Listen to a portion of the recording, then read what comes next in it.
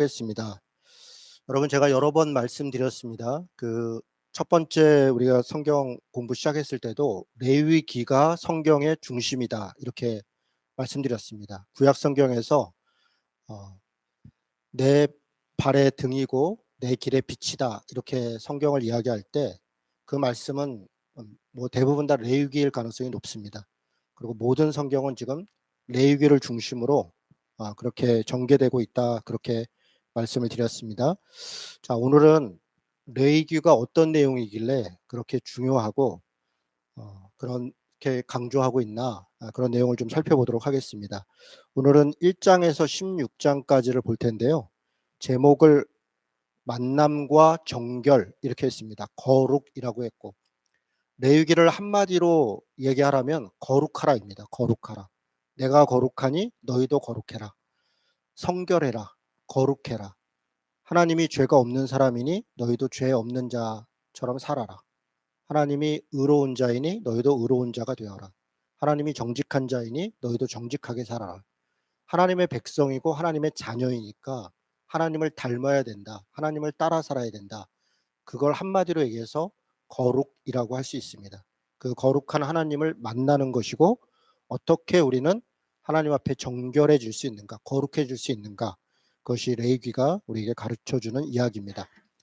자, 책 제목부터 볼까요? 레비티콘이라고 되어 있습니다. 레비티콘, 레비티커스.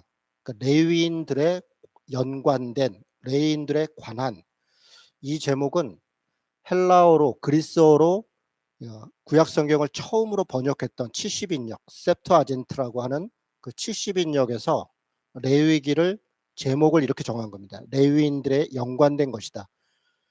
그런데 레위인들은 제사장이었고 또 성전의 여러 가지 일들을 도왔던 사람이고, 말씀을 또 가르치거나 또 그 말씀을 따라 심판하거나 이를 재판했던 그런 사람들이죠. 그런데 이게 온통 다 레위인에게만 해당되는 게 아니에요. 레위인을 통해서 주신 말씀, 또 모든 신자들이 레위인처럼 살아야 되는 그런 의미로 레비티콘, 레비티커스 이렇게 이야기하는 거고요. 먼저 우리 레위기의 기록 장소를 한번 보겠습니다. 레위기 7장 38절에 보면 뭐라고, 이 레위기 7장 38절이 이제 한 단락을 끝내는 건데 뭐라고 되어 있냐면, 여호와께서 시내 광야에서 이스라엘 자손에게 그 예물을 여호와께 드리라 명령하신 날에 시내산에서 이같이 모세에게 명령했느니라. 지금 뭐라고 되어 있어요? 시내산에서, 시내 광야에서 모세에게 명령했다. 어떤 장면이 떠오릅니까? 출애굽해서 시내산에 와서 하나님께서 모세를 부르시고 약속을 전개하던 거 생각나시죠? 너희가 내 말을 들으면 너희는 내 백성이 되고 내 소유가 되고 제사장 나라 삼겠다. 그렇게 시내산에서 언약을 맺었던 바로 그때 주신 것이 레위기라고 말하는 겁니다. 여러분, 25장 1절도 마찬가지입니다. 25장 1절에 뭐라고 되어 있어요? 여호와께서 시내산에서 모세에게 말씀하여 이르시되, 여기서도 모세에게 시내산에서 말했다 그러죠. 26장 46절 한번 보겠습니다. 거기는 여러분 성경 가지고 계신 분들은 성경을 좀 찾아보셔도 좋을 것 같아요. 26장 46절에 이것은 여호와께서 시내산에서 자기와 이스라엘 자손 사이에 모세를 통하여 세운 규례와 법도와 율법이니라. 그렇죠? 시내산에서 하나님께서 이스라엘 자손과 자기 사이에서 모세를 통하여 세운 명령이고 규례이고 율법이다. 그렇게 레위기를 설명하고 있습니다. 맨 마지막 27장 34절도 마찬가지입니다. 마치면서 이것은 여호와께서 시내산에서 이스라엘 자손을 위하여 모세에게 명령하신 계명이니라. 시내산에서 모세에게 명령하신 것이다. 다시 얘기해서 출애굽은 이 언약을 맺는 과정을 설명한 것이고, 그때 그 언약을 맺었던 내용이 뭐냐? 그게 레위기라는 겁니다. 기록 목적이 있습니다. 뭐가 기록 목적인가? 18장 3절에서 5절에 보면 레위기를 기록한 이유, 목적이 나옵니다. 뭐라고 되어 있냐면, 너희가 거주하던 애굽 땅의 풍속을 따르지 말아라. 그들은 지금 430년 만에 이집트로부터 탈출했습니다. 이집트에 430년간 있었습니다. 여러분 말이 430년이지 우리 조선 왕조가 500년이거든요. 또 우리가 종교개혁한 게 1519년이니까 지금으로부터 500년 전이라고요. 430년 엄청난 기간입니다. 그 기간 동안 이집트에 살았습니다. 그렇다면 이스라엘 백성들은 이집트의 노예였을 뿐 아니라 이집트의 문화와 이집트의 습성과 여기 뭐라고 되어 있냐면 그의 풍속과 규례, 명령을 그들의 법을 따르지 마라. 왜요? 이집트의 풍속과 법은 약육강식의 법입니다. 더 많이 가진 자가 더 적게 가진 자를 억압하고 착취하는 그런 적자 생존, 약육강식, 그런 인간의 나라, 가인의 나라 그런 모습, 그 바벨탑의 그런 모습 이런 것들이 곧 이집트의 풍속이었고 율례였다는 겁니다. 이집트만이 아닙니다. 그 밑에 보면 뭐라고 되어 있냐면 내가 너희를 인도할 가나안 땅의 풍속과 규례도 행하지 말라. 가나안 땅도 마찬가지입니다. 가나안 땅에 여러 민족이 있고 여러 국가가 있었습니다. 여러분 여호수아서를 볼 때 더 자세히 보겠지만 가나안 땅은 당시에 도시 문명이 발달돼 있어 도시 문화가 있었고 철기 문명이 발달돼 있었던 곳입니다. 문화적으로도 나름대로 여러 가지 것들이 있었습니다. 그런데 그 문화라고 하는 것이 인간의 문화라는 겁니다. 바벨탑을 쌓았던 도시를 세웠던 문명을 발전시켰던 그런 가인과 바벨탑을 반복하고 있다. 약육강식이고 적자생존에 그곳을 따르지 않고 하나님만을 따르도록 하는 것 그게 레위기의 명령을 주신 새로운 나라에 당연히 필요한 법을 주신 목적이라는 겁니다. 여러분 18장 5절에 보면 너희는 내 규례와 법도를 지켜라. 사람이 이를 행하면 그로 말미암아 살리라. 하나님께서 법을 주셨습니다. 그 법은 구속하고 노예로 만들기 위한 법이 아니라 그 법을 통해서 사람이 살게 될 것이다. 모든 사람이 그들만이 아닙니다. 그 율법을 행하는 자들은 다른 민족까지도 살릴 것이다. 이게 아브라함에게 주셨던 약속이죠. 뭐라고 약속했습니까? 민족을 주고 땅을 주고 나라를 이룰 것인데 그 나라가 다른 모든 민족을 하나님께로 오게 하는 복되게 하는 나라가 될 것이다. 그것이 아브라함과 맺었던 약속입니다. 모세가 시내산에서 맺었던 약속도 마찬가지입니다. 내 명령을 지키면 제사장 나라 삼겠다.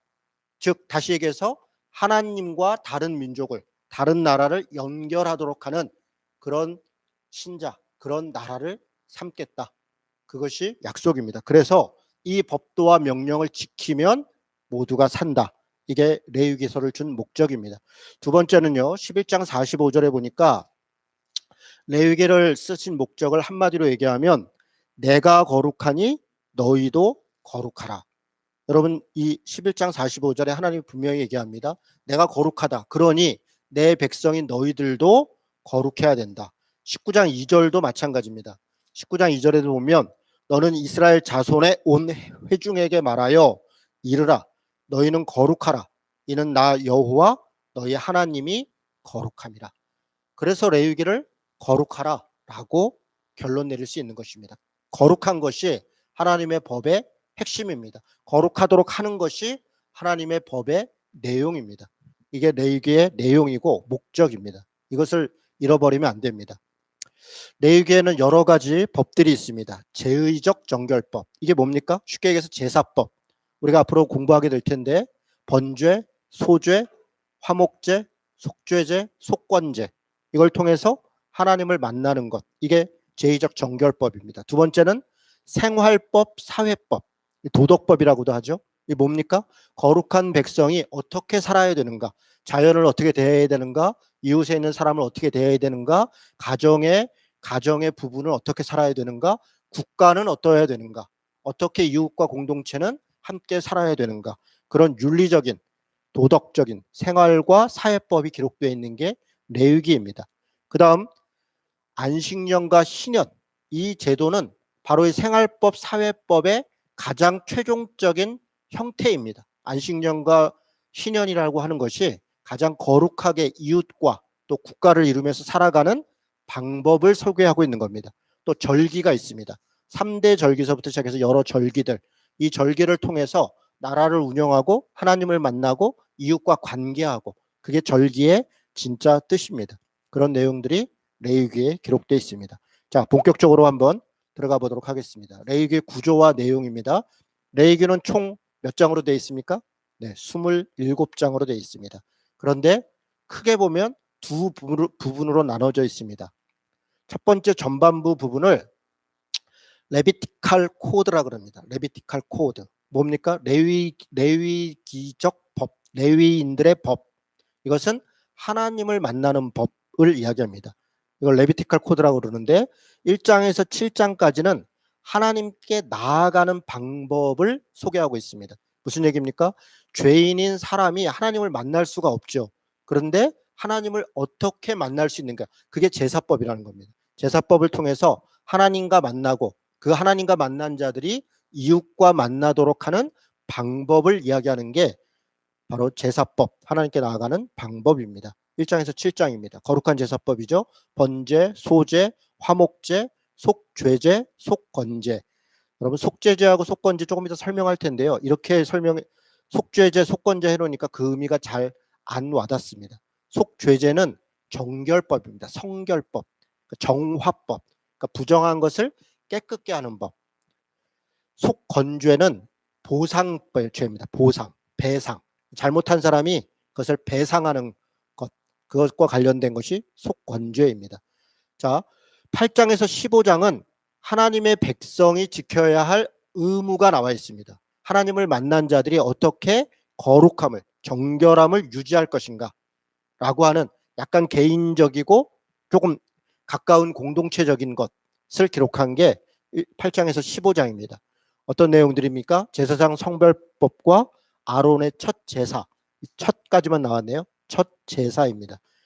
제사장을 위임식을 하고 하나님 앞에서 사람들을 하나님을 만나도록 하는 제사를 집례할 그 제사장들이 얼마나 거룩해야 되고 어떤 절차를 갖춰야 되는가를 설명합니다. 또 다른 것은 그런 아론, 첫 번째 제사장으로 불림을 받은 아론이 첫 제사를 지내는 내용이 있습니다. 두 번째는 정결법입니다.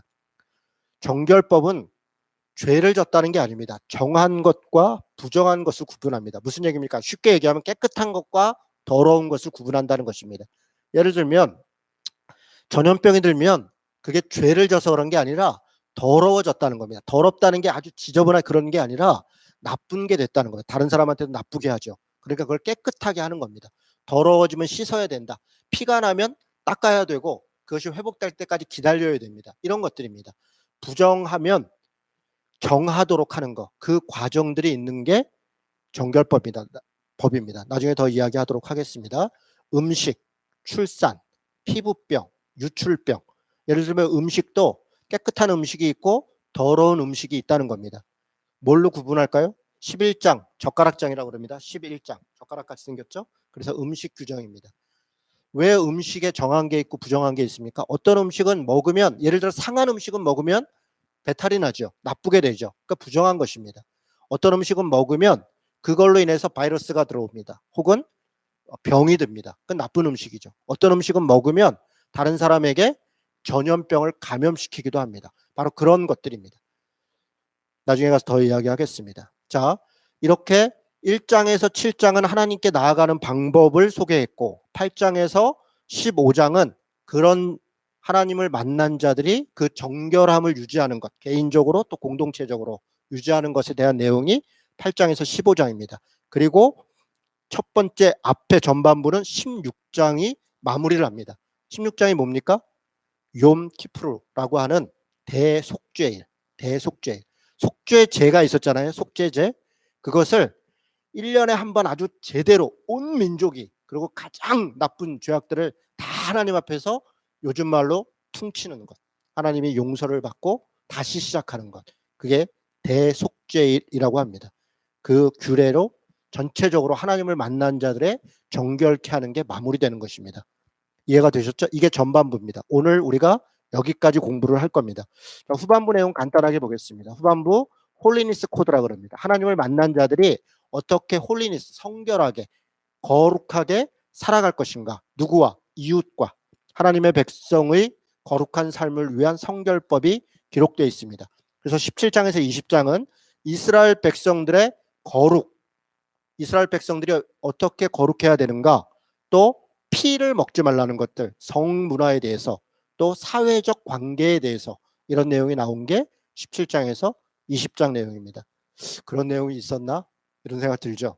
레위기를 우리가 대개는 잘 안 읽고 그냥 넘어가기도 하고 그래서 이게 그런 내용이 있었나 싶은데 아주 계획적으로 또 짜임새 있게 그렇게 기록되어 있는 게 레위기입니다. 21장에서 22장은 다시 한번 제사장의 거룩과 성물에 대해서 이야기를 합니다. 제사장이 어떻게 거룩해야 되는가, 또 성물을 어떻게 다루어야 하는가. 왜냐하면 하나님과 한 번 거룩해졌다고 계속 거룩한 게 아니니까 그 어떤 죄악을 질 때마다 다시 와서 회개하고 돌이켜야 되는 과정들에 대한 설명입니다. 자, 23장에서 25장은 절기가 나옵니다. 그리고 안식일이 나오고 안식년이 나오고 희년이 나오는데 이건 다 연결되어 있습니다. 거룩한 날, 안식일, 거룩한 날이죠. 그리고 그것이 안식년, 6년 지나서 7년째 되는 안식년, 그리고 그 사이사이에 1년에 한 번씩 여러 절기들이 있습니다. 이날들이 구분되어져서 어떤 의미를 가지고 하나님을 만나고 이웃과 관계하고 이런 것들이 기록된 게 절기입니다.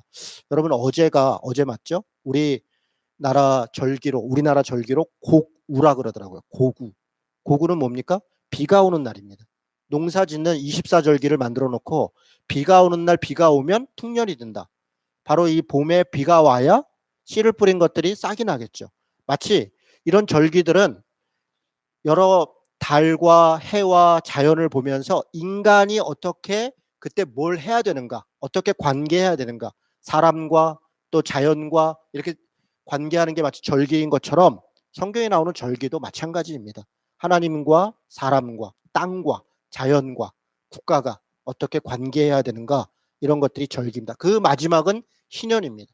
50년에 한 번씩 땅도 쉬고 사람도 쉬고 모두가 다 그야말로 리셋돼서 다시 처음으로 돌아가서 다시 시작하는 것, 그게 신년의 정신입니다. 나중에 자세히 이야기하겠습니다. 그리고 마지막 26, 27장이 물론 26장까지 앞의 내용을 정리하는 것으로 볼 수 있습니다. 26장은 상과 저주, 다시 얘기해서 복과 저주인데 이것이 하나님의 거룩함의 명령들을 지키지 않으면 저주를 받고 그 하나님의 명령들을 지키면 복을 받는다. 그래서 결론으로도 볼 수 있습니다. 또 다른 면에서는 부칙으로도 볼 수 있습니다. 27장의 서원에 대해서도 이야기를 하는데요. 여러분 이 내용은 레위기서의 이 내용은 이미 신명기에서 다시 한번 설명합니다. 상과 저주, 하나님의 말씀을 지키면 복을 받고 지키지 않으면 저주를 받는다. 이것은 성경이 계속적으로 반복되고 있는 내용입니다. 그런데 그 내용이 뭐라는 겁니까? 앞에 있는 제사법 이런 내용이 아닙니다. 그건 하나님을 만나는 것이고 당연한 것이고 뒤에 있는 성결법, 다른 사람과 자연과 국가가 공동체가 어떻게 지내야 되는가, 이것이 상과 벌을 받는 중요한 기준입니다. 자, 여기까지 레위기의 기본적인 내용입니다. 신학적으로 얘기하면 제가 사실은 구약을 얘기하면서 신학이나 구속사를 잘 얘기를 안 하는데 왜냐하면 자꾸 그 관점으로만 보려 해서요. 이 레위기의 전반부와 후반부를 예수님은 뭐라고 정리한 겁니까? 두 계명으로 하나님을 사랑해라. 그리고 내 이웃을 내 몸처럼 사랑해라. 전반부는 하나님을 사랑하는 것과 관련된 것이고 만나는 것이니까요. 후반부는 이웃을 사랑하는 것과 관련된 겁니다. 다시 얘기해서 이걸 신학적으로 얘기하면 전반부는 칭의와 관련된 겁니다. 하나님을 만나서 의롭다 칭함을 받고 어떻게 우리가 구원받는가에 대한 이야기가 레위기의 전반기입니다. 후반부는요. 성화와 관련된 것이죠. 어떻게 우리가 성령의 열매를 맺으면서 거룩한 하나님의 백성으로 살아갈 것인가.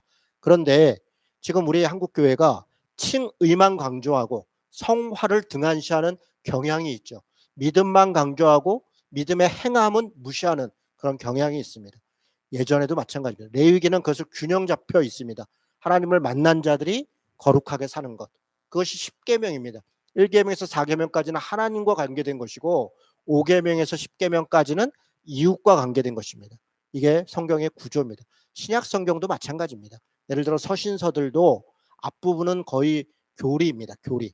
믿음이 뭐고 은혜가 뭐고 구원이 뭐고 이런 설명을 합니다. 그러다가 후반부로 가면서 그러므로 그래서 우리는 이렇게 살아야 한다. 가정에서는 이래야 된다. 사회에서는 이래야 된다. 자연과는 이래야 된다. 그런 이야기들이 사실은 사도 바울의 서신서 내용도 똑같은 구조로 되어 있습니다.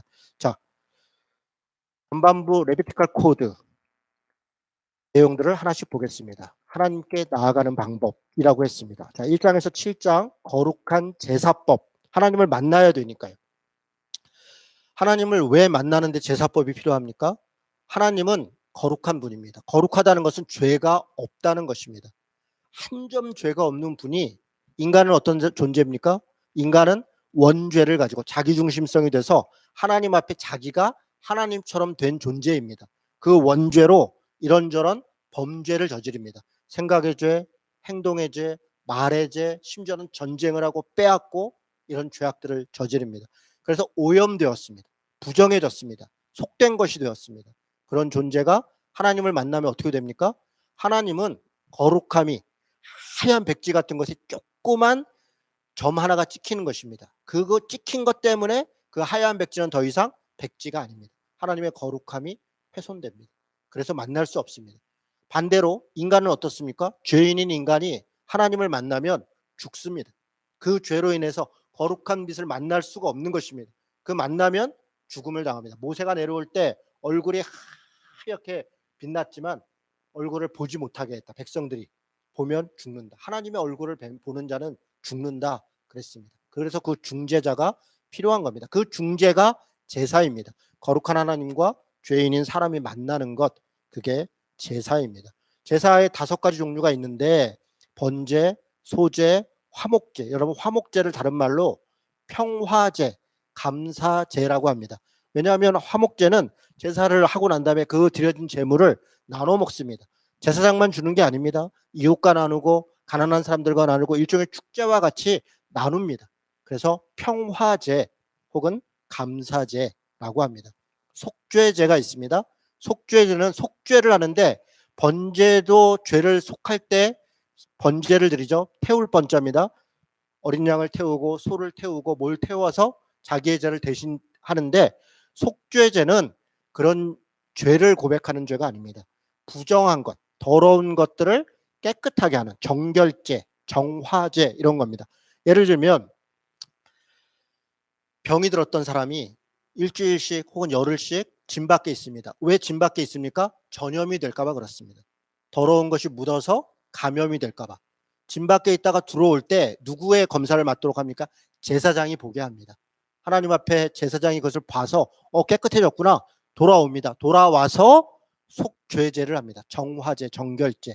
그걸 통해서 모든 사람이 다 그가 깨끗해졌음을 알도록 하고, 또 하나님의 은혜를 받아서 그 정화된 것에 대해서 감사하고 다시는 그런 일이 있지 않도록 간구하고, 이게 정화제의 목적입니다. 속건제, 속건제는 이게 한자 말이라 좀 어렵습니다. 이걸 쉬운 말로 얘기하면 보상제, 배상제. 뭡니까? 부지불식간에 남의 것을 훔쳤거나 어떤 잘못을 저지르면 그걸 갚아야 합니다. 갚은 다음에 그걸 갚았다고, 또 다시는 그런 일을 하지 않겠다고, 또 하나님 그렇게 살게 해달라고 제사를 지내는 겁니다. 보상하고, 보상하지 않고가 아닙니다. 배상하고, 그렇게 보상하고 배상한 사람이 그것을 제사를 하는 게 보상제, 속건제입니다. 자, 정리가 됐죠? 번제, 불로 태우는 겁니다. 소제, 소는 곡식 소자입니다. 곡식, 곡식을 태우는 거, 그게 소제입니다. 그리고 화목제, 평화제, 감사제, 속죄제, 속죄제는 정결제, 정화제, 그리고 속건제, 보상제, 그리고 배상제. 뭐 다 한 겁니다. 이게 뭐 간단하게 내용 조금만 더 보겠습니다. 거룩한 하나님과 죄인인 인간이 만나는 절차와 방식. 여러분, 우리나라도 조상 제사도 하고 또 무슨 차례도 하지 않습니까? 왜 합니까? 죽은 조상이 귀신이라고 믿는 사람들이 그 귀신을 만날 때 그냥 만날지 않고 뭔가 제물을 만들고 절차를 갖고 그렇게 귀신을 만나지 않습니까? 이 제사가 그런 것입니다. 거룩한 하나님과 죄인인 인간이 만나는 것. 그래서 절차도 있고 내용도 있는 것입니다. 우리도 제사 지낼 때 뭐 오른쪽에 뭐 붉은 걸 놓으니 뭐 조율 뭐 이신이 뭐 이런 거 있잖아요. 절차들이 마찬가지로 그냥 만나는 게 아니라 다 절차가 있는 겁니다. 자, 하나님을 섬기고 제사하는 방식에 대한 가르침입니다. 자원해 드리는 제사. 두 종류가 있습니다. 제사는 아까 5가지를 얘기했는데 자원해서 드리는 거, 이게 번제, 소제, 화목제입니다. 이건 자발적으로 자원해서 본인들이 필요할 때 그렇게 드리는 겁니다. 그러면 자원하지 않는 게 있겠죠. 그건 뭡니까? 의무적으로 꼭 해야 되는 거 뭐겠습니까? 부정한 자가 드리는 속죄제, 정해지기 위해서 하는 것이죠. 정함을 확인하는 것이기도 하고 정함을 감사하기도 하는 거고, 속건죄, 다른 거 배상한 다음에 그걸 확인하고 또 그것에 감사하고 이런 것이죠. 이건 의무적으로 해야죠. 의무적으로. 그래서 자원해서 드리는 제사가 있고 의무적으로 드리는 제사가 있다. 이렇게 두 가지로 나누어집니다. 예, 이렇게 표로 한번 만들어 봤습니다. 번제, 소제, 화목제, 속죄제, 속건제. 그런데 여러분 그 번제, 뭐 제가 이건 자세히 얘기하지 않겠습니다. 여러분이 그냥 보시고요. 강의 안에도 써놨습니다. 여기 번제 보면 1장에도 번제에 대해서 이야기하고 6장에도 8절에서 또 번제에 대해서 이야기를 하죠. 이거 무슨 차이가 있는 겁니까? 다시 한번 이야기를 합니다. 그러니까 더 자세하게. 그런데 누가 짚내냐면 제사장들이 그것을 조심하도록 하는 그 절차를 더 자세히 한 번 더 기록합니다. 그래서 번제, 소제, 화목제, 속죄제, 속건제가 6장 7절까지 5번의 제사를 설명하고 6장 8절부터 7장 10절까지 다시 한번 더 자세하게 설명을 합니다. 그런 내용들이 이렇게 정리되어 있습니다. 자세한 내용은 또 공부해 가도록 하겠습니다. 용어 한 가지 정리하겠습니다. 보다 보면 번제, 뭐 속건제, 속죄제 이런 거 말고 이런 얘기가 나옵니다. 요제, 거제, 전제. 여러분 이것은 제사의 방식이에요. 제사의 내용, 그 5가지 제사의 내용이 아니라 제사하는 방법입니다. 번제는 뭐예요? 이건 화제라 이렇게 얘기를 하는데, 이 번제가 아니라 화제를 써놨어야 되는데 잘못 써놨네요. 태울 번자가 화자인데 불화자죠. 태우는 거다. 화제라. 태운다는 겁니다. 두 번째는 뭐예요? 요제. 요자가 흔들다는 말입니다. 그래서 제물을 이렇게 가슴을 이렇게 들어서 흔드는 겁니다. 그래서 그 동물의 가슴을 들고 흔들듯이 내 마음을 다해서 또 그 마음으로 하나님께 드린다, 이런 의미입니다. 거제는 뭡니까? 들거자입니다. 들어 올려서 제사한다. 그건 제사의 방식입니다. 전제는요. 전제는 이렇게 붓는 겁니다. 붓는 거. 그러니까 포도주라든가 음료라든가 이런 것들을 기름이라든가 이런 걸 부으면서 하는 제사. 그러니까 이런 거 헷갈릴 필요 하나도 없습니다. 번제, 소제, 화목제, 속죄제, 속건제를 할 때 어떨 때는 거제를 하면서 그렇게 하고 어떨 때는 뭐 요제를 하고 어떨 때는 전제를 하고 이런 이야기들이 성경에 기록되어 있습니다. 용어만 알고 지나가시면 될 것 같습니다. 자, 자발적 제사에 대해서 하나하나 좀 보겠습니다. 번제, 소제, 화목제, 이 3가지가 자발적 제사라고 그랬죠. 자, 번제에 대해서 좀 보겠습니다. 여러분 번제는 가축을 불살라서 드리는 제사인데, 번제가 사실 우리가 생각할 때 좀 오해가 좀 있습니다. 먼저 번제의 번제를 왜 하냐? 죄를 용서받기 위해서, 속죄하기 위해서. 속죄제도 있잖아요. 그건 정화하기 위해서. 부정과 정화 다릅니다. 그리고 내가 헌신한다는 의미로, 또 뭔가를 내가 위임받았다, 하나님 앞에 그것을 내가 잘 감당하겠다는 의미로, 또 혹은 복종하겠다는 의미로 어떤 직분을 받았고 그랬을 때 번제를 드립니다. 왜요? 그것을 통해서 내가 하나님께 완전히 복종하겠다, 헌신하겠다, 그런 의미로 번제를 드립니다. 자, 번제를 드리는데 우리가 한 가지 오해가 뭐냐면 모든 걸 다 제사장이 한다고 생각하는 겁니다. 그냥 어떤 백성들은 가축을 가져옵니다. 뭐 소, 양 혹은 뭐 비둘기 이런 걸 갖다가만 주면 제사장이 다 알아서 한다고 생각하는데 아닙니다. 여러분 1장 2절에 보니까 누구든지 여호와께 예물을 드리려거든 가축 중에 소나 양으로 예물을 드릴지니라. 이게 이제 번제에 대한 겁니다. 누구든지입니다. 그래서 번제를 드리는 사람들은 왕이든 백성이든 누구라도, 심지어는 이방인들까지도, 거류민들까지도 누구라도 다 번제를 할 수 있습니다. 그런데 4절에 보니까 그는 번제물의 머리에 안수를 해라. 그러니까 번제물의 머리에 손을 얹고 기도해라. 왜요? 내 죄를, 내 잘못을 거기다가 전가하는 겁니다. 전가. 그리고 그를 위하여 기쁘게 받으심이라. 그를 위하여 속죄가 될 것이라. 그 짐승에게 자기의 죄를 전가하는 거죠. 그런데 이 짐승이 누구냐? 내가 키우던 겁니다. 소든 양이든 지금으로 얘기하면 우리가 키우고 있는 애완동물입니다. 우리 집에 있는 누렁이입니다. 멍멍입니다. 이런 애를 내 죄가 내가 죽을 수 없으니까 내가 가장 사랑하고 그때 당시에는 그 가축이 생명이고 재산이고 그리고 함께 살아가는 반려 동물인 것입니다. 그런 존재를 데리고 갑니다. 그는 여호와 앞에서 그 송아지를 잡을 것이다. 누가요? 그가. 누가요? 재물을 가져간 사람이. 제사장이 아닙니다. 그는 재물을 가져간 사람입니다. 그가 자기가 가져간 짐승을 죽이는 겁니다. 아론의 자손 제사장들은 그 피를 가져다가 회막문 앞 제단 사방에 뿌릴 것이다.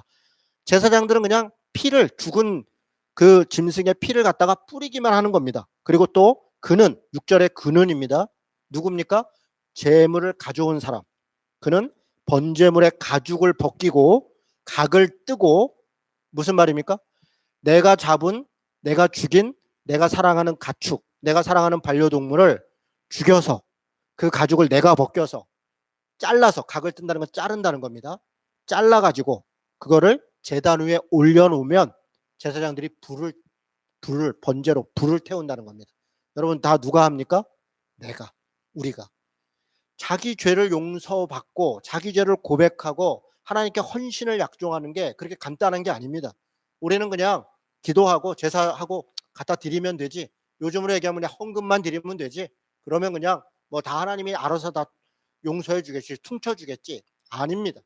그 내 죄를 용서받고 내 죄를 고백하는 게 마치 내가 죽는 것처럼 내가 못 죽으니까 내가 가장 사랑하는 내가 키우는 정말 내 재산이고 내 생명이고 내가 같이 가족처럼 살아가는 그 짐승을 나 대신 내가 죽이고 그 피를 내가 봐야 됩니다. 내가 껍질을 벗기고 내가 각을 떠야 된다는 겁니다. 그러니 죄를 짓는 걸 얼마나 조심해야 됩니까? 얼마나 두려워해야 합니까? 우리가 하나님 앞에 예배를 할 때 죄 용서를 구한다는 것이 무엇인지를 이 번제를 보면 정말 심각하게 생각하고 조심하고 정말 간절한 마음이 있어야 합니다. 두 번째, 소재에 대해서 얘기하겠습니다. 곡물가루, 곡식가루를 태우는 제사다. 왜요? 헌신하겠다. 이게 헌신.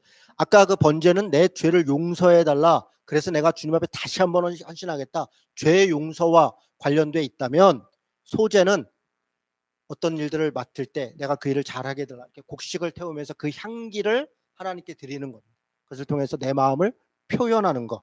그게 헌신의 의미입니다. 곡식이 뭡니까? 내가 농사진 것입니다. 내가 귀하게 여기는 것입니다.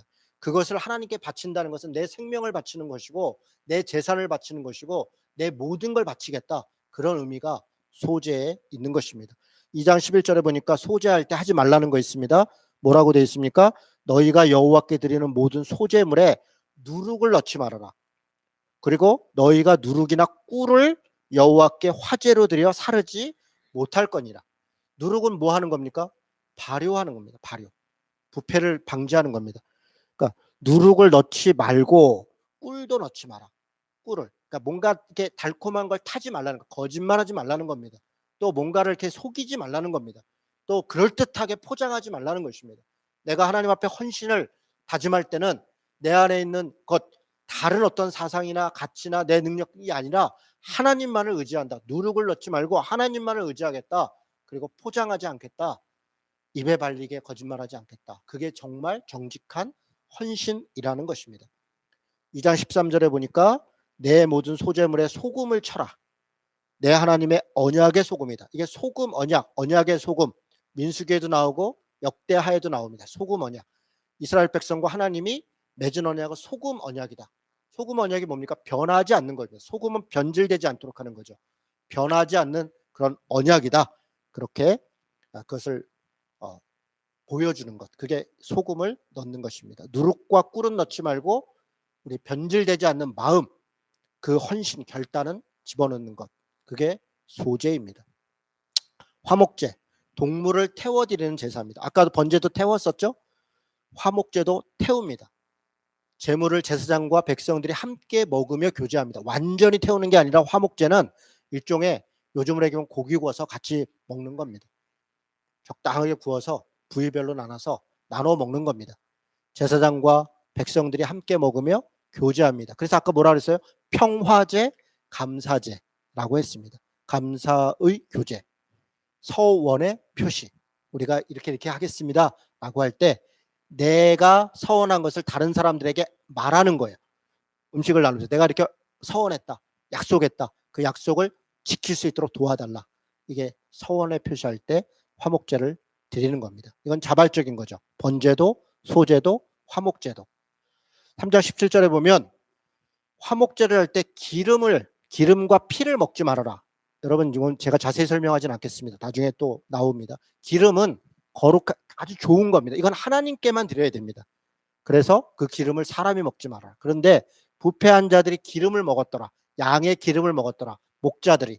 물론 에스겔서 34장 같은 데 보면 목자가 하나님 맡겼더니 그 양을 잡아서 기름을 자기가 취했더라.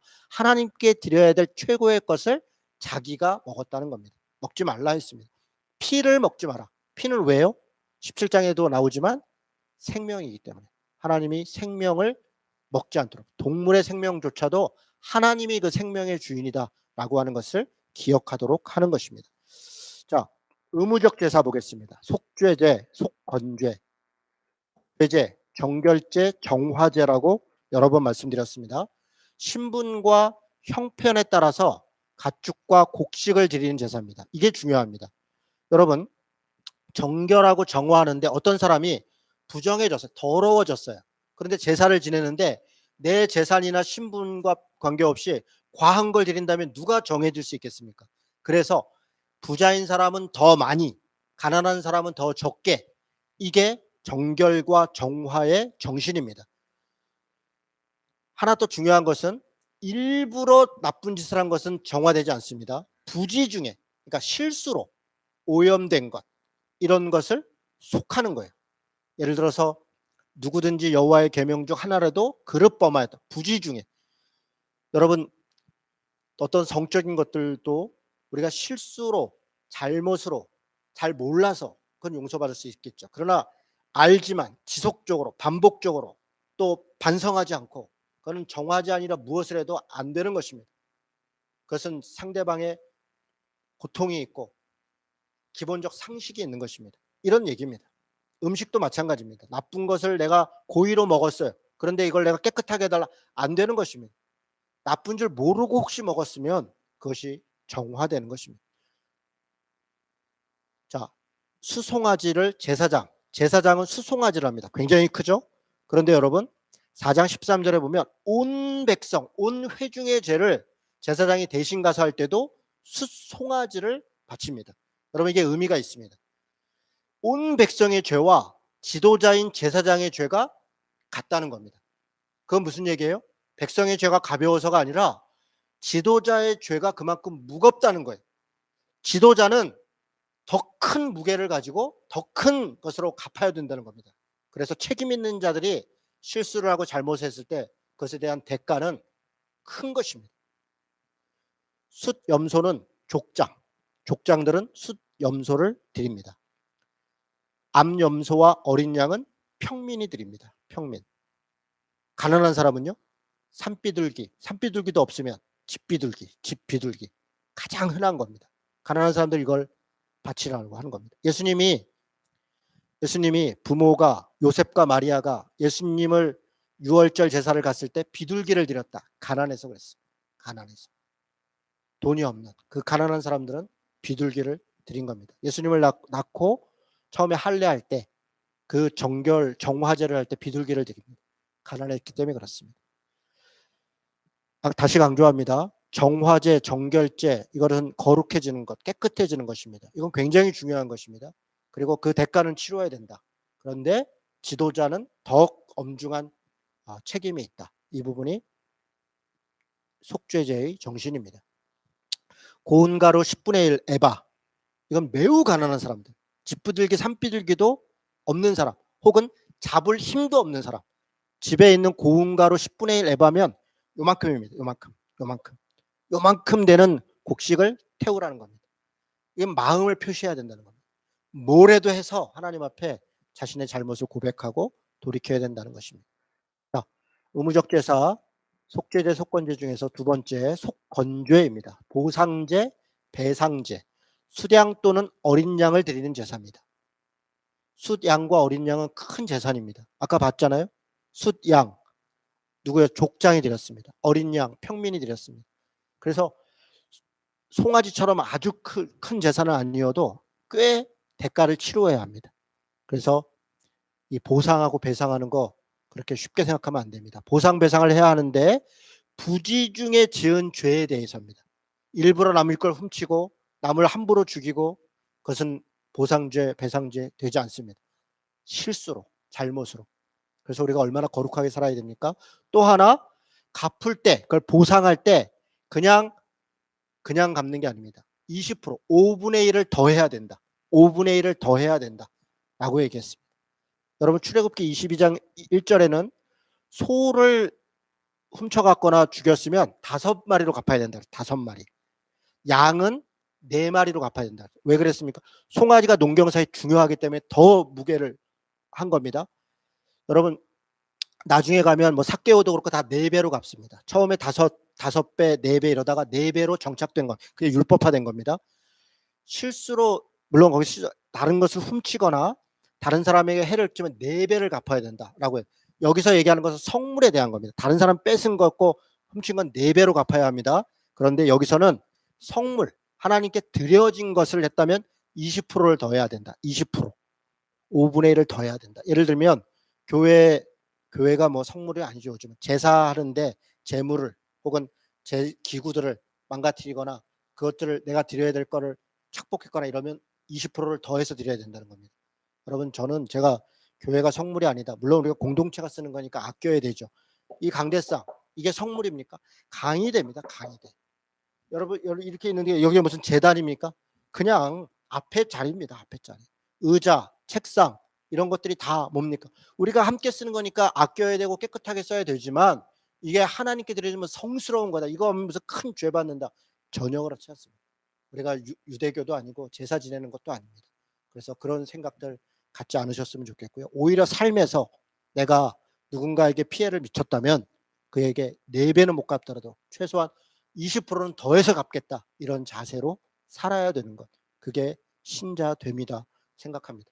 부지 중에 지은 죄, 보상을 해야 되는 것들 이런 것들입니다. 5장 16절, 6장 5절에 보면 5분의 1을 더해야 된다. 20%를 더해야 된다. 이야기합니다. 자, 제사에 대한 부가적 규례들이 있습니다. 6장 8절에서 13절 번제에 대한 거, 또 그 다음에 소제에 대한 거, 속죄제에 대한 거, 속건제에 대한 거, 또 화목제에 대한 거. 화목제를 제일 늦게 이야기를 하죠.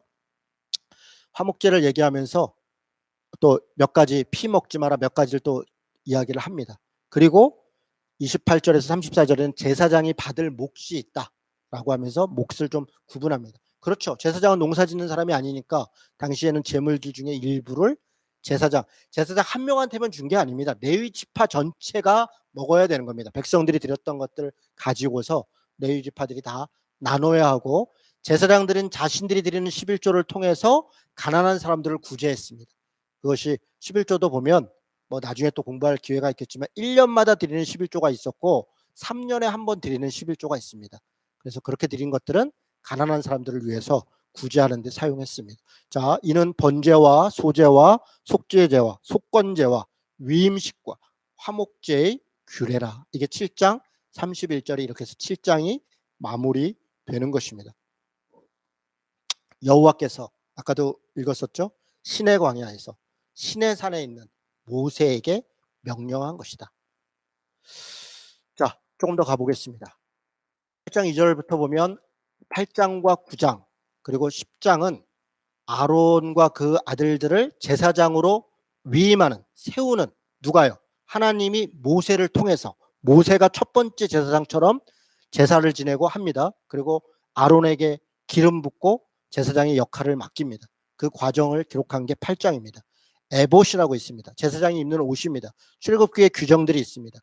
그 에봇도 거룩함을 상징하는 것이고 이 반팔같이 생긴 것인데 그런 휘장같이 이렇게 옷인데 그것을 통해서 자신이 누구인가 그 신분을 자기를 감추고 하나님 앞에 어떻게 살아야 되는가를 그렇게 이야기하는 게 에봇입니다. 흉패를 단다.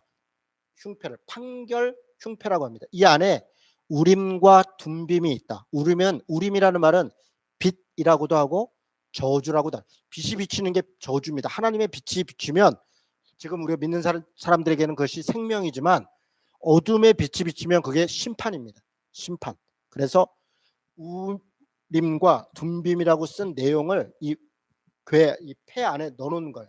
그래서 마치 점을 치듯이 딱 뽑았을 때 우림이 나오면 저주가 임하고 둠빔이 나오면 완전함, 회복이, 용서가 나오고 이것을 제사장이 재판을 했다라고 하는 것입니다. 자, 8장 12절에 보니까 관유, 기름입니다. 기름을 아론의 머리에 부었다. 또 발랐다. 그리고 거룩하게 했다. 거룩한 것을 하나님께만 드리는 것을 사람에게 발라서 하나님의 은혜, 하나님의 거룩함이 이 사람에게 임했다. 그래서 그 권한을 준다.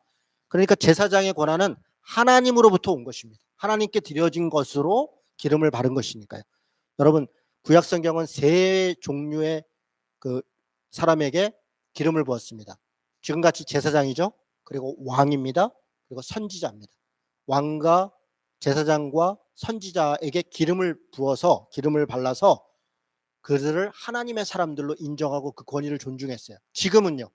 여러분 베드로전서에 보면 우리가 왕 같은 제사장이다. 우리가 하나님 앞에 교회이다. 곧 모든 신자들이 다 하나님의 기름을 받은 것입니다. 어떤 기름입니까? 성령의 기름입니다. 그래서 모든 신자가 다 하나님 앞에 왕이고 제사장이고 선지자다. 그게 신약의 가르침입니다. 그러니까 지금도 여전히 목사만 기름을 받고 장로만 기름을 받고 그래서 뭔가 특별한 존재다 생각하는 것은 그렇지 않습니다. 그것은 구약적 사고방식이고 유대교적 사고방식입니다. 신약만 해도 그렇지 않습니다. 8장 14절에 속죄제, 숫송아지 머리에 안수를 했다. 예. 그래서 숫송아지를 아까 마치 제사장이 드렸던 것이 숫송아지죠. 그 안수를 해서 자신의 죄를 또 하나님께 드리는 겁니다. 번제하고 위임식 제사를 드렸다. 아론과 그의 아들들이 여호와께서 모세를 통하여 명령하신 모든 일을 준행했더라. 준행이 중요하죠. 동행이 중요했죠. 모세가 하나님과 동행했더라. 그리고 그 명령을 준행했더라. 제사장의 역할은 하나님과 동행하고 그 명령을 준행하는 자입니다. 신자의 역할은 하나님과 동행하고 하나님의 말씀을 준행하는 것입니다. 그것이 제사장의 모습이다 이렇게 얘기합니다. 자, 9장 7절입니다. 모세가 아론에게 내 속죄제와 내 번제를 백성을 위하여 속죄하고. 자, 무슨 얘기예요? 자신의 드리는 그 제사를 통해서 다른 백성들의 죄를 용서할 수 있도록 중간에 역할을 할 수 있도록 이제 위임이 된 거예요. 권한을 갖게 된 거예요. 아론이 속죄제와 번제와 화목제를 바치고 누구를 대신해서요? 백성들을 대신해서 화목제를 마치고. 자, 그런데 이렇게 첫 제사를 드렸는데 10장 2절에 보면 끔찍한 일이 벌어집니다. 아론 아들 나답과 아비후가 이들도 제사장이죠. 2절에 보니까 1절에 보니까 여호와께 명령하시지 아니한 다른 불을 담아서 여호와 앞에 분향했더라. 이렇게 분향을 했는데 그 불이 여호와 앞에 나와서 그들을 삼킴에 그들이 여호와 앞에서 죽었더라. 여러분 얼마나 이게 황당합니까? 지금 아론이 첫 번째 제사장이고 그 아들들이 장성해서 함께 제사장을 했다는 것은 25살이 넘었다는 겁니다. 나이가 25살이 넘었고 아마 30살도 넘었을 것 같아요. 왜냐하면 25살에는 제사장으로서 준비를 하고 마치 에스겔처럼 30살이 돼서야 제사장으로서 실질적 직무를 시행하거든요. 그러니까 나답과 아비야가 30살쯤 됐을 거라고 봅니다. 그런데 이제 하나님 앞에 분향하고 역할을 감당하는데 다른 불을 드렸다. 드리지 말라는 것을. 그러니까 준행하지 않은 것이죠. 그걸로 인해서 죽는 겁니다. 이 경고입니다. 자기 마음대로 해서는 안 된다는 것입니다. 하나님 앞에 그들이 뭐 하는 자들인가? 하나님의 명령을 따르는 자들이라는 걸 잊지 않아야 됩니다. 스스로 권위가 있고 스스로 자리가 있는 것이 아니라 하나님이 주인이시고 그들의 명령을 받는 존재일 뿐이라는 것을 잊어서는 안 된다는 것입니다. 자, 왜 죽었을까? 왜 죽었을까? 물론 다른 불을 드렸다. 이 말도 우리가 이해를 하고 또 다른 짐작 가는 게 하나 있습니다. 16장의 대속죄를 얘기를 할 때 1절 2절에 보니까 속죄소에 아무나 들어가면 안 된다. 속죄소는 지성소입니다. 그런데 그러면서 1절에 뭐라고 얘기하냐면 16장 1절에 아론의 두 아들이 여호와 앞에 나아가 죽은 후에, 그러니까 속죄소로 들어가면 안 된다 그러면서 아론의 두 아들이 여호와 앞에 나아가다가 죽은 후에 여호와께서 모세에게 말씀하셨다. 이 말을 보면 이들이 다른 불을 드렸는데 심지어는 지성소까지 들어간 게 아닌가, 그래서 죽은 게 아닌가라고 하는 약간 그런 추측도 듭니다. 또 다른 추측은 뭐냐면요, 10장 9절에 보니까 여호와께서 아론에게 말씀하여 이르시되 너와 내 자손들이 회막에 들어갈 때에는 포도주나 독주를 마시지 말아라. 그리하여 너희 죽음을 면하라. 너의 죽음을 면하라. 그러면서 그 앞에 뭐라고 얘기했어요? 회막에, 성막에 들어갈 때, 성소에 들어갈 때 포도주나 독주 마시지 말라는 겁니다. 뭐 당연하죠. 술 취해서 해서는 안 되겠죠. 혹시 나답과 아비후가 술이 취해서 다른 불을 들인 건 아닌가라고 짐작할 수 있는 부분. 그래서 책임을 맡은 사람들, 지도자들은 정말 조심해야 됩니다. 남들 다 해도 되니까 나도 해. 그렇지 않습니다. 남들 다 해도 늦게 해야 됩니다. 저는 요즘 코로나 상황을 보면서 그런 생각을 듭니다. 다른 데들이 다 먼저 모임을 시작한 다음에 교회가 해도 늦지 않다. 왜요? 우리가 더 거룩함의 본이 돼야 되니까, 책임을 져야 되니까. 우리가 작은 실수가 하나님의 이름을 망령되이 일컬음을 받을 수 있다. 그러면 우리가 더 조심해야 된다. 그런 마음도 갖게 됩니다. 포도주나 독주를 마시지 말아라. 이런 거 생각해 봐야 됩니다. 10장 10절 읽어보겠습니다. 그리하여야, 그렇게 해야 너희가 거룩하고 속된 것을 분별하고 부정하고 정한 것을 분별할 것이다. 여러분 여기 잘 보세요. 지금 뭐라고 얘기하냐면 거룩하고 속된 것, 그리고 정하고 부정한 것. 다르죠? 거룩하고 속된 것은 하나님 앞에 죄된 것과 죄 안 된 것을 얘기합니다. 그런데 정한 것과 부정한 것은 죄와 관계 있는 게 아닙니다. 깨끗하냐 안 깨끗하냐, 그것을 얘기하는 겁니다. 그래서 속죄제, 정화제 이런 거 할 때는 이게 죄가 있어서 정화제를 하는 게 아니에요. 번죄가 아니라는 겁니다. 그래서 죄를 진 것과 그 죄를 용서받는 것과 깨끗하고 깨끗하지 않은 것, 이 용어를 좀 구분할 필요가 있겠습니다. 자, 성막입니다. 뭐 지난번 출애굽할 때도 한번 봤었죠. 성막이고요. 그리고 이런 식으로 법궤가 있고 향단이 있고 번제단이 있고 이런 식으로 있습니다. 참고로만 보여드렸습니다. 여러분 뭐 다 아시는 거고요. 요 사이에 번제가 있는 걸 지성소라 그러고 향단이 있는 곳을 성소라고 합니다. 넘어가겠습니다. 11장 음식 규례. 16장까지 오늘 할 건데 언제 끝날까? 금방 끝납니다. 이제 다 했습니다. 먹을 음식과 먹지 못할 음식이 구분되어 있습니다. 기준이 뭘까? 사실 기준을 잘 모르겠어요. 여러분, 속된 것이 아니라 먼저 중요한 건 부정한 것입니다. 무슨 말입니까? 그걸 먹으면 죄를 진다는 게 아닙니다. 더러워진다는 겁니다. 부정해진다는 거예요. 구분 기준은 뭘까요? 건강일 수 있습니다. 왜 그렇습니까? 여러분 지금 광야에서 굉장히 많은 사람들이 집단 생활을 하고 있어요. 광야는 그 자체로 위생이 돼 있지 않은 곳입니다. 천막 생활하고 씻는 것도 불안전하고 여러 가지로 것들이 위생적이 건강 깨끗하지 않습니다. 그래서 아무 음식이나 먹으면, 예를 들어서 상한 음식을 먹으면, 예를 들어서 거기 나지 않는데 멀리서 수입해 왔으면, 지금처럼 냉장고가 있는 것도 아니지 않습니까? 상할 수 있는 음식, 이렇게 자기 안에서 나는 것이 아닌 걸 먹으면 그것이 탈이 나는 거예요. 전염이 되는 거예요. 위장병, 이렇게 전염병이 생기는 거예요. 그래서 건강한 게 정한 거니까요. 건강하지 않은 건 부정한 겁니다. 나쁜 겁니다. 그래서 건강할 수 있도록 음식을 나눈 게 아닌가라는 주장이 있습니다. 일리가 있습니다. 또 다른 것은 시대적 사회적 의미가 있다. 왜 그러냐? 어떤 음식은, 그때 예를 들어 돼지고기를 그때는 먹지 말라고 했어요. 돼지는 고기를 왜 먹지 말라고 합니까? 잡식이기 때문에 그래요. 이것저것만 먹었기 때문에 상한 것도 먹고 뭐도 먹고, 그래서 그걸 먹으면 인간이 탈이 날 수 있죠. 그런데 지금은 어떻습니까? 지금은 깨끗하죠. 지금은 잡식이어도 우리가 그것을 상했는지 안 상했는지 충분히 검증하고 또 냉장 보관하고 그렇게 먹기 때문에 지금도 해당되는 건 아니라는 겁니다.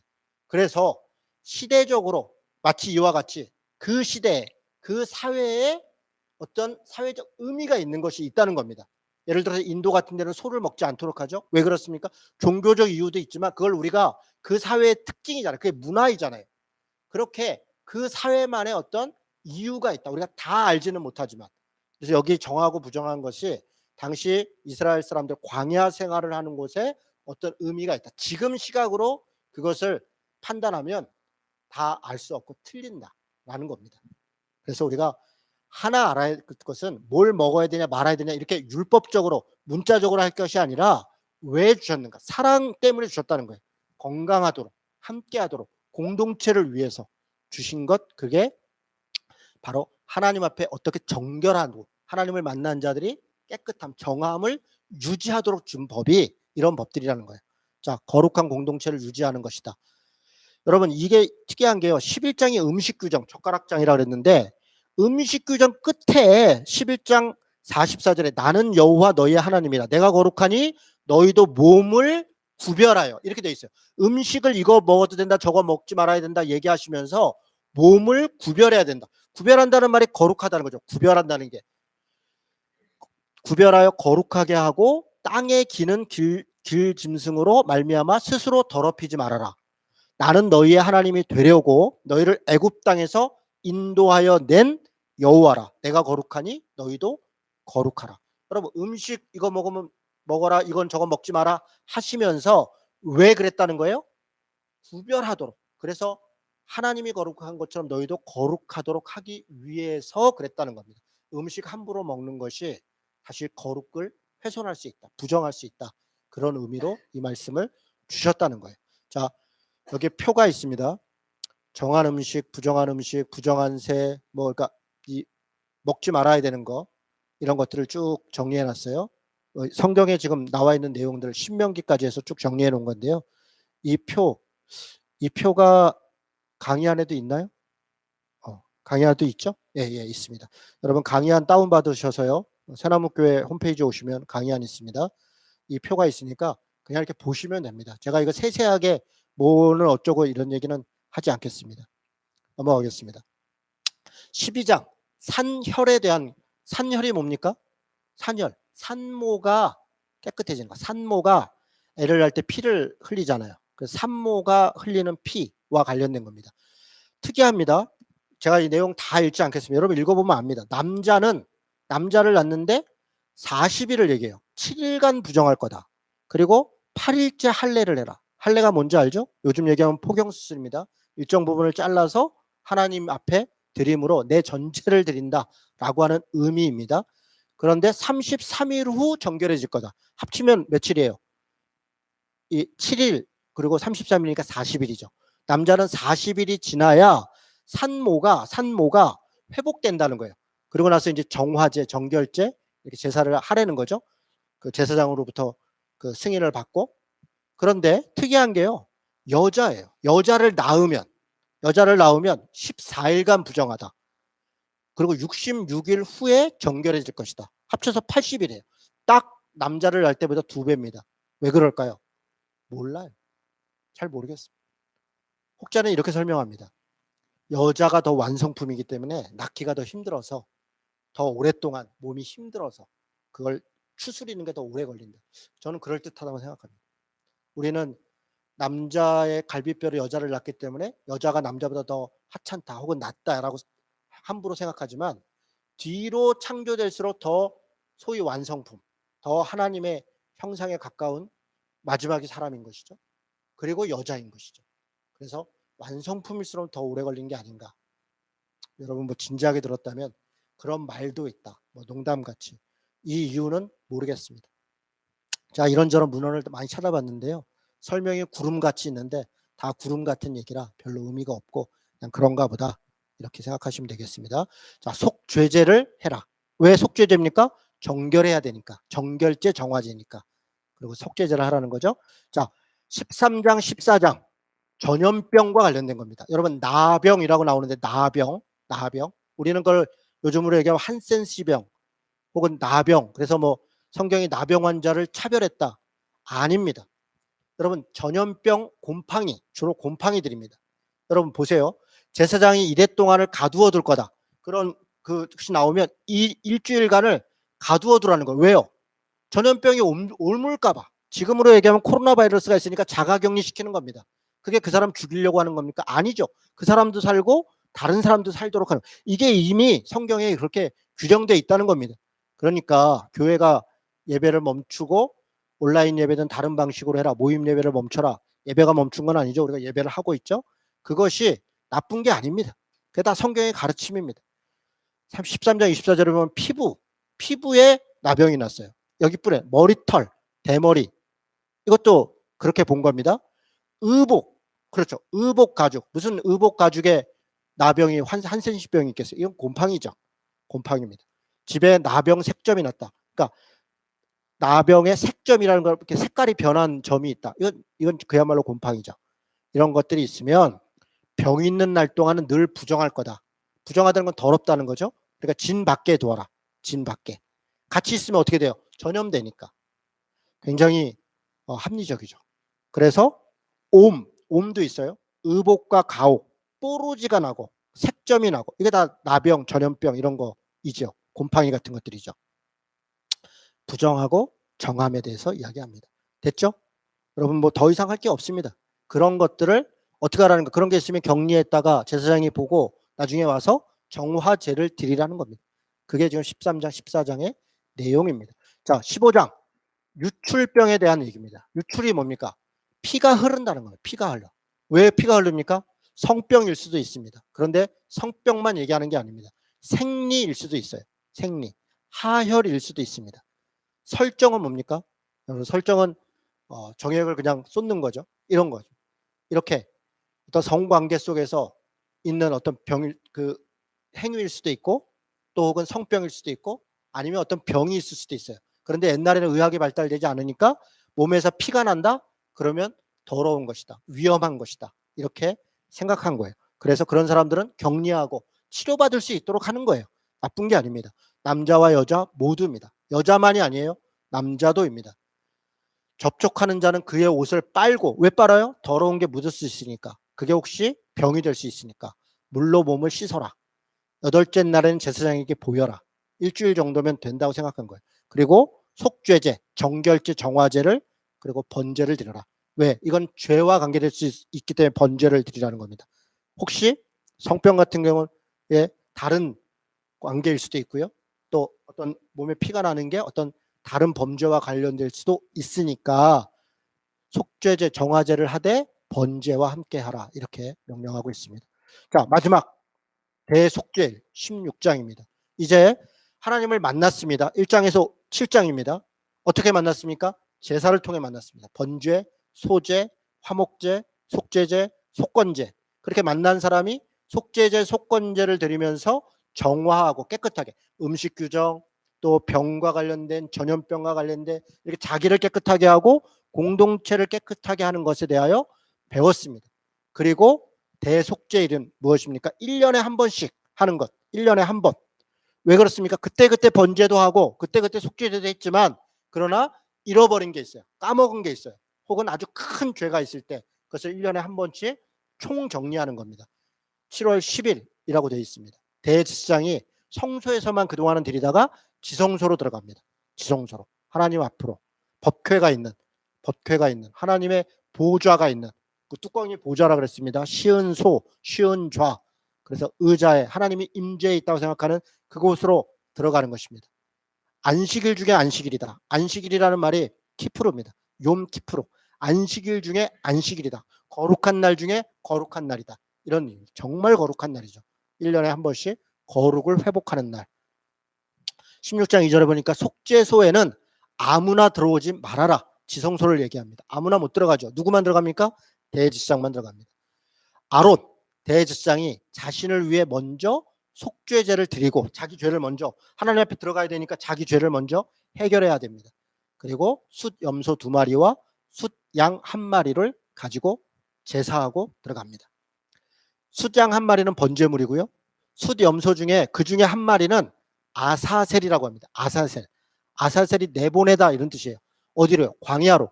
어떻게 해요?